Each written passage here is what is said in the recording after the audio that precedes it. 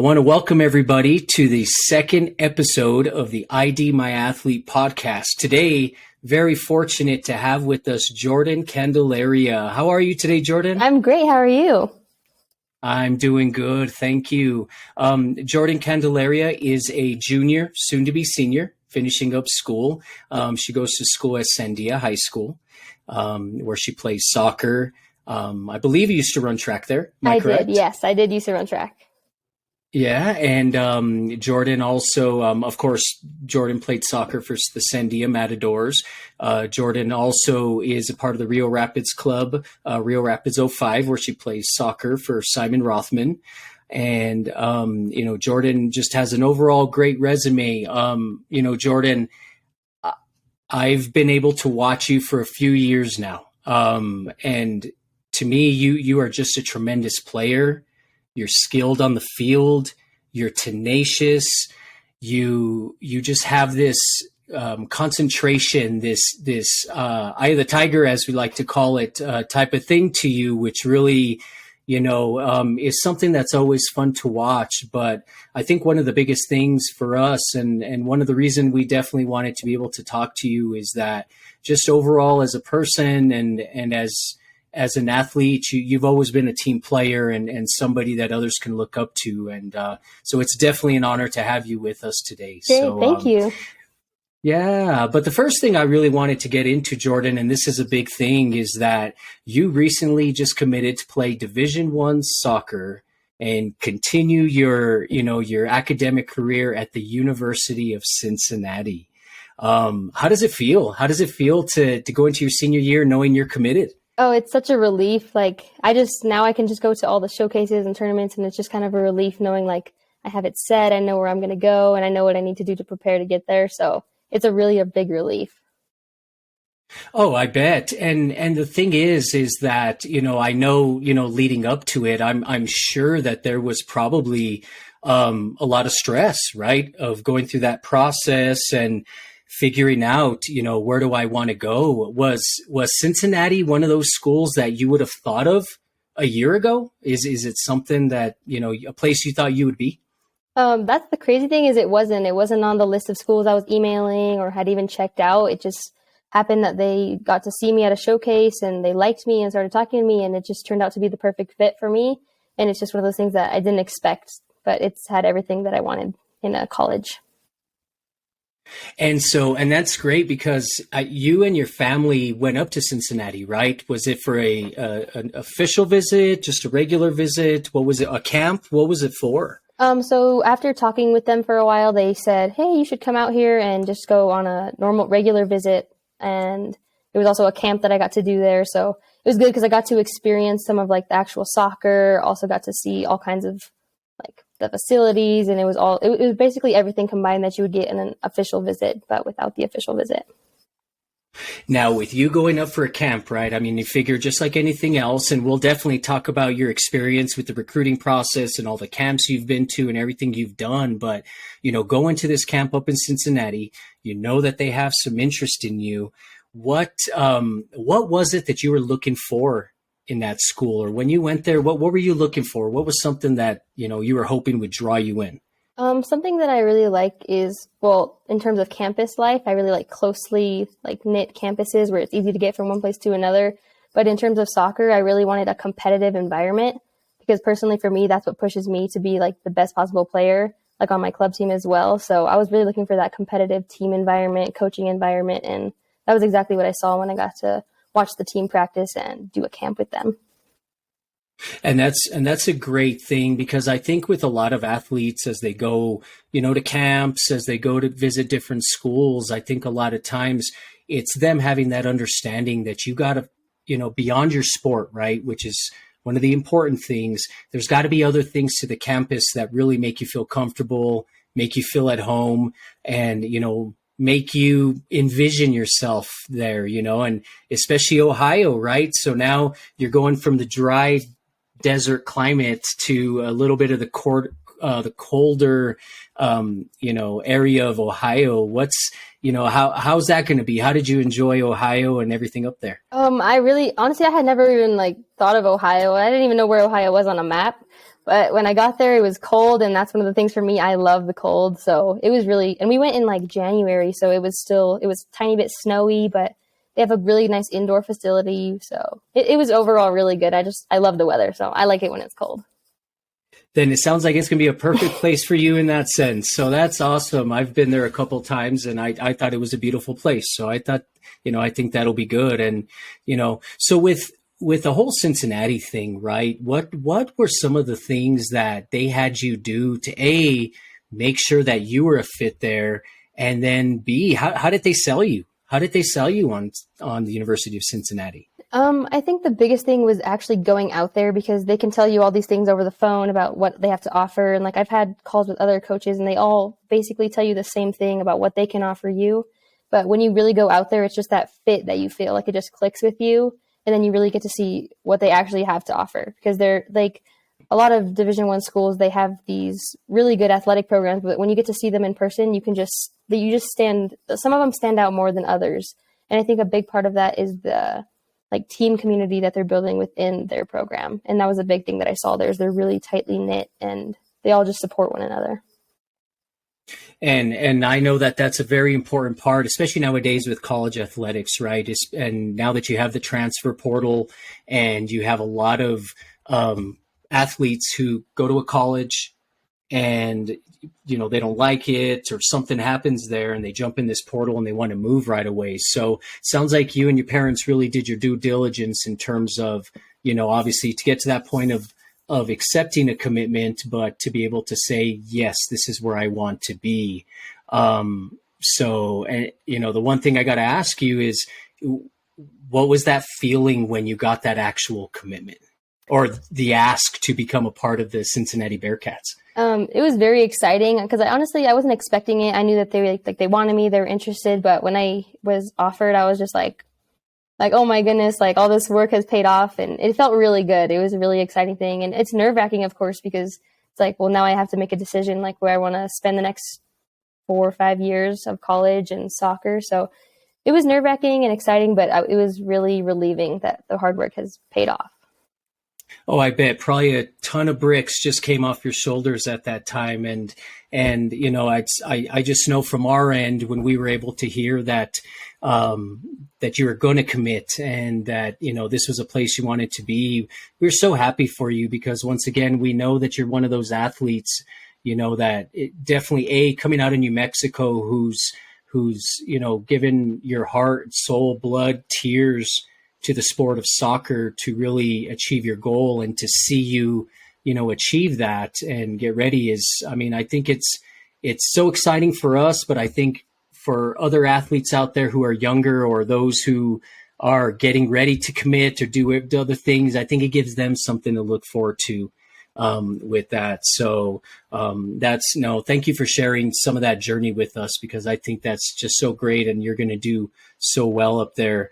Talking about the recruiting process, Jordan, I know, talking to you in the past, speaking to your parents, different things, obviously you've been somebody who took the recruiting process very seriously.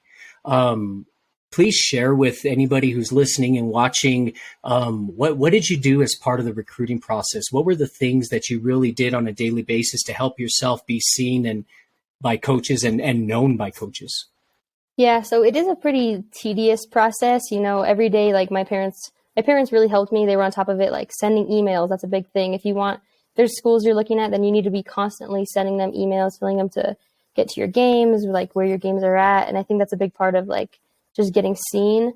And then also ID camps, I think, are good if there's some schools that you're really interested in, but not only trying to get seen, but seeing for yourself the difference between colleges. I think that was a big step in the process that helped me in the end determine what it was that I wanted in a college. Right. And I know you talk about ID camps, right? So I know you've been to quite a few ID camps. What are some of the ID camps that you went to over the last few years? I went to Kansas ID camp, Notre Dame ID camp, Wisconsin ID camp. I've been to, I think those are the main 3. I've been to a few others, but yeah, they're really good to see who you're playing up against and who you could be playing up against, because when you're in New Mexico, you don't really get to see like like you're just surrounded by the same people all the time. It's a tiny little place, but when you go out there, you're like, okay, this is the next level of soccer. And it also helps you to see where you need to get to if you want to be able to play at that level. And that is a great point. And I think a lot of times is you're stepping in and it's giving yourself that ability. Where do I stand right now? Right. And I would assume that there were probably camps that you went to when you were a few years younger where it was a little more nerve wracking, because you're going to some big camps, the University of Kansas, Notre Dame, University of Wisconsin. Like I said, those aren't small schools. Those are big powerhouse colleges. And for you to step in and be able to see where you're at, what was your mentality as you stepped into those places? What, especially knowing, okay, I'm from New Mexico, I know I can play, but what's your mentality stepping into those big schools? I think it's kind of like the underdog feeling, like you're the New Mexico person and you want to, I just kind of wanted to prove to like other people, like we have good soccer here and just really just go out and perform my best. Like not trying to be a player that I'm not. Like if I'm good at dribbling, I'm going to go to that camp and I'm going to dribble really good and show the coaches how good I am at dribbling. So really just taking what I know I'm good at and just excelling at it at those camps. And that's a great point. And, just being able to go in and being able to just not worry, right? Do the things that you do well, learn from others of what they're doing and maybe bring that back and work on it. And if you head back to another camp, you can use that. I mean, those are great tips. And talking about tips, I mean, what kind of tips would you give athletes out there who are maybe looking to go to their first camp this summer or who have been to a few and, they're not sure whether they are standing out or not? What kind of tips would you give them so that they get the feeling of how they should approach it and how they can really make the most of their time being there? I would say, first of all, be patient with the recruiting process, because I know it's like nerve wracking when you're like, oh, I got to go to camps. Like these people, I know they're looking at me. But a big thing is confidence. If you go into the camp and you're nervous and you play like you're nervous, then you don't play as good because you're playing like you're nervous. But if you go in there confident, again, with the skills you have, then it's a good mindset to just go out there and show them what you do have, because everyone else there is in the same boat as you. They're all trying to get seen. They're all probably just as nervous as you are. So if you just go out there and you play like those are your teammates, you play like that's your worst enemy, your competition, then you're going to do a good job out there. That's awesome. So really you give it your all, right? Mm-hmm. Show them everything you have. And I think sometimes athletes feel, I got to be perfect, which you do. You got to show, right? You got to show up. You got to do the little things that make you stand out. But I think the thing that, players a lot of times think that they can't make a mistake, when I would assume there's probably times where maybe you made a mistake with the ball, just something going on. But it's how do you overcome that and show the coaches, like, if I did this on the field, here's how I'm coming back after. Mm-hmm. Am I correct in that? Is that one of those definitely things? I feel like a lot of coaches, like they've told me personally, and I've heard them talk, like they look how you react to your mistakes. Because of course everyone's going to mess up. I've messed up in so many camps and I'm like, oh my gosh, that's it. I'm cut. They don't want me at all. But like, they really just want to see how you react to that mistake. Are you going to go win the ball back, or are you going to work harder after that mistake? Especially like taking what the coaches tell you, like if you're doing a camp, like being coachable, that's a big skill to have when you're at these camps, because they really do look for that. If you're messing up and they tell you how to fix it and then you go out and fix it, that's a really big plus for them. They like to see that. And thank you for sharing that, because I think once again, we really want to be able to prepare our athletes of all sports to be able to know, when you approach these, of what are the little things, what are the intangibles that you should be doing, right? And I think once again, now that you're at that point that, you've been able to attend them and, get, with Cincinnati, that it's just, it works. It works. You've shown us that you do the right things, that it works, so, and kind of jumping back to Cincinnati, just kind of something I did want to touch base with you and didn't ask. So obviously, to me, you're finishing up your junior year, you're going to get ready to be a senior. You're already committed, right? You're not fully signed yet, which you can't do until, later in your senior year. But what are the things that you're doing right now to get yourself ready for that next level? Well, to get myself ready personally, I talked to the coaches and I asked them, I was like, what is it that you think I need to do to improve? And so they just gave me a list. Here's these things that we think you could do better. And so I set up a plan, and then I decided, here's what I'm going to do. I'm like doing things on your own, because club practices, they're good, but they're not going to get you to the next level. So it's just doing those things on your own, identifying what it is your weaknesses are, and then just really focusing on those when you're training on your own and practicing.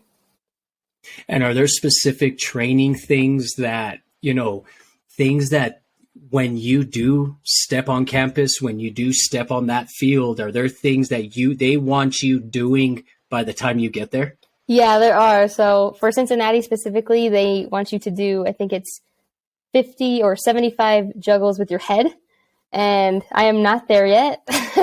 But every day I just got to go out, and I try to get one more than I did the last day, but it is really hard. So there are some like specific requirements that they would like you to get when you're able to do their like testing, like whether that's technical with the ball or physically what you can do, like your endurance.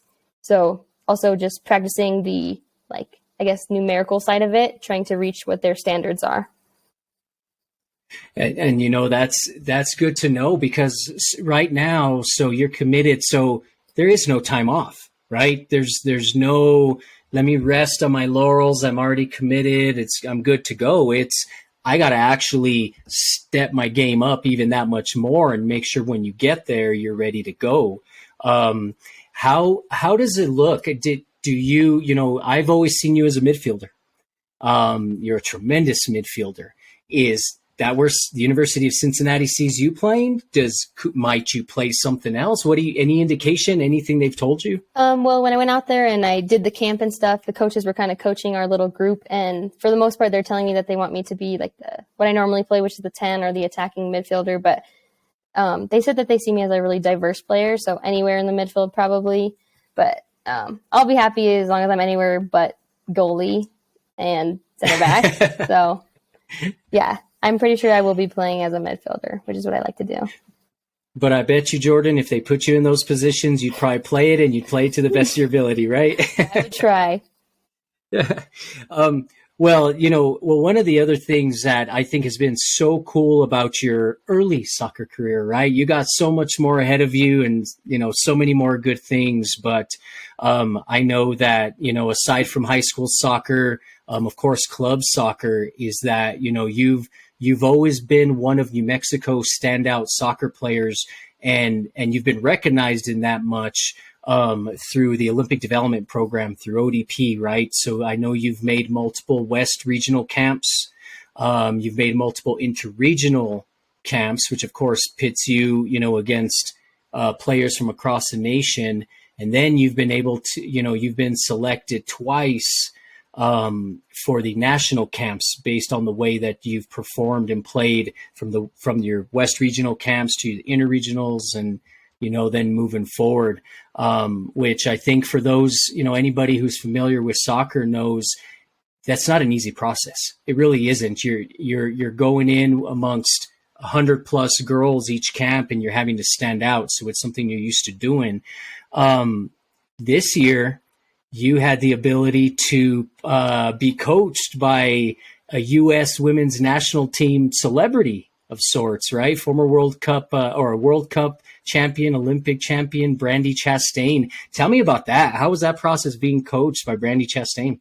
It was amazing for me, because I've looked up to her and I've seen her, and I'm just like I just thought she was an amazing player. And then when I found out she was going to be the coach, I was so excited.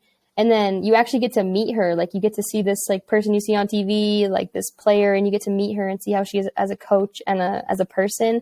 And she is a very, very good coach. She takes what I did well, and then she tells me what I can do better on the field. And it was a really encouraging, but it's still, although it's encouraging, it's like if you're messing up, she's gonna tell you like that's not good enough. And that's something that it's hard for people to hear, but that's what makes people go to the next level, is hearing what you need to hear. And was that something that initially, like, what were you expecting? Did you expect she was going to coach that way, or you really just didn't know and it just threw you by surprise? It really threw me by surprise, because I've never really had a coach, I feel like Brandi, because it's like you're being coached by a player. Like, you're being coached by a person who sees the game similar to you. And so she knows what she's talking about. You may think, oh, I don't know if that's right. But when you do it on the field and it works, you see that she sees the game how a soccer player sees the game.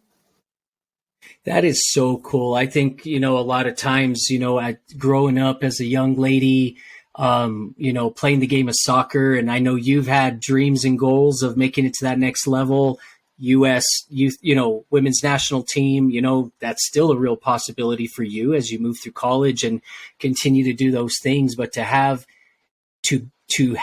that experience with a coach like that is just got to be tremendous, and that is a very cool thing. And I think one thing that a lot of people may not know is obviously the first time you were selected to go to the national camp, you of course went. It was in Florida. You got to take part and do things. But this year when you got selected, Brandi would have been your coach again. You weren't able to go. Is that correct? What happened with that? So unfortunately, I got COVID that same week that I had to go. I was struggling. I definitely couldn't run. I could barely walk or get up. So it was really hard for me because that was like something big. I wanted to be coached again by Brandi and be in this national tournament.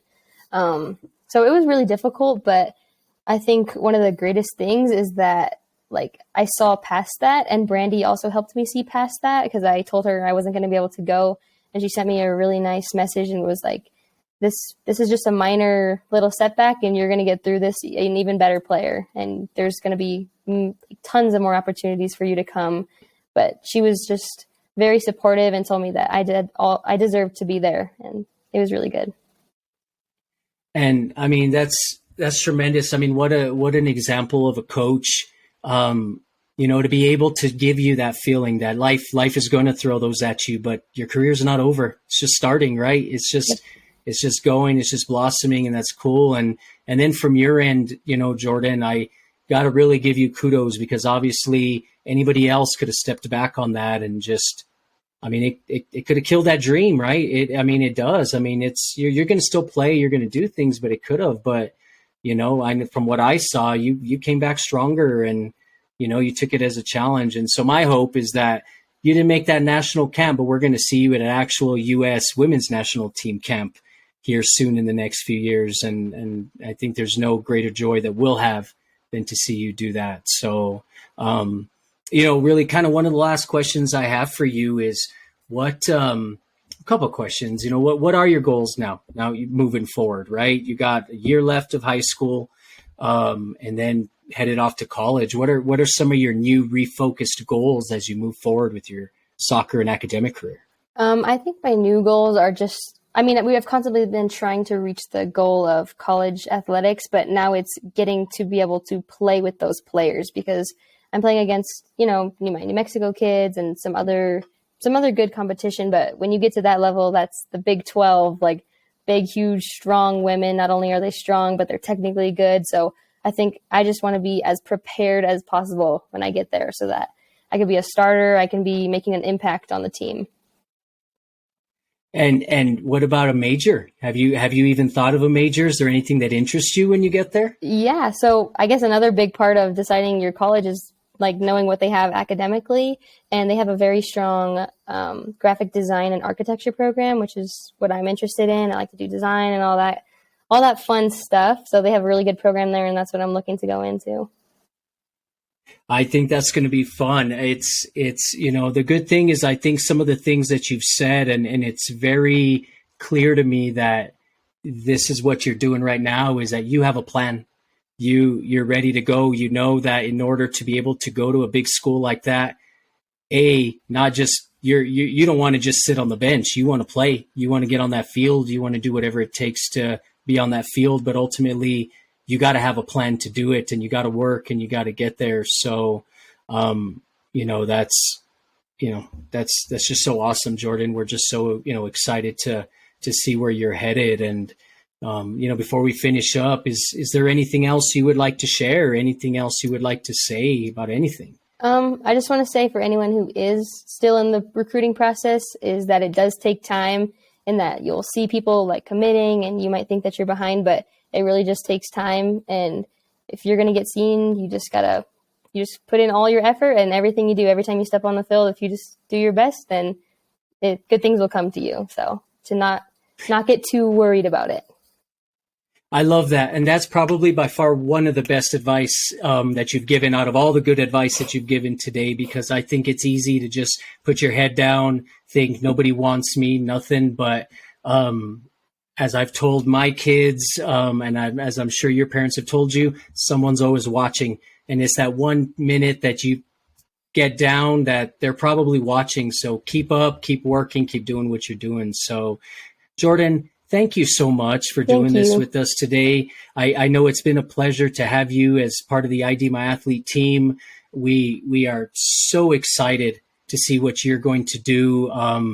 Who knows? I'll probably want to travel and catch a game, when you guys are playing at Texas Tech, or if, wherever it's, especially as part of the Big 12 and being able to continue to follow you. I know that I definitely would love to, especially when you get to college. Like I said, it's hard to think that you're just going to be a senior, right? But I'm sure even your senior year, based on some conversations I had with your parents, I mean, that could even be a little different too. Cincinnati might even want you to be there a little sooner because you're a good student and, you could finish up school early. But, whatever happens, we'd love to have you back. And especially when you're there, just to be able to give that insight again of, here's how I was then, here's what I'm looking at now, right? Those kind of things. But once again, Jordan, thank you so much. I definitely appreciate your time. Yeah, thank you so much. This was good.